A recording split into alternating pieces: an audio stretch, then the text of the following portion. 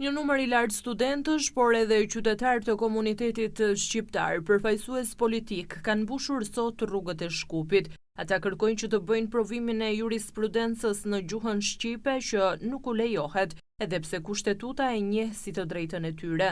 Gjatë marshimit, ata janë drejtuar kryeministrit Hristian Mikoski dhe ministrit të drejtësisë Igor Filkov që të dorëzojnë ndërheqjen. Protesta e studentëve është mbështetur edhe nga Tirana zyrtare, duke bërë thirrje që të respektohet e drejta e tyre kushtetuese. Qytetar, kjo protestë nuk duhet të ndodhte kurrë. Nuk duhet as të mendoj që në vitin 2026 studentët e dilnin në rrugë për gjuhën e tyre.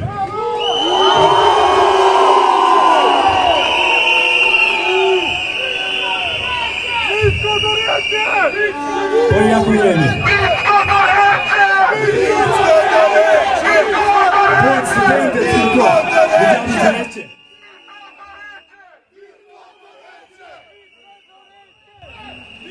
Po para se të jemi student, para se të jemi profesionist, ne jemi shqiptar.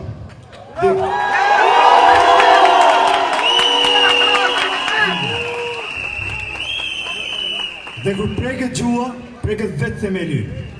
Gjua shqipe nuk është vetëm mënyra si flasim, është mënyra si ekzistojmë, mënyra si kemi mbijetuar, qëndruar e si kemi ardhur deri këtu. Bravo!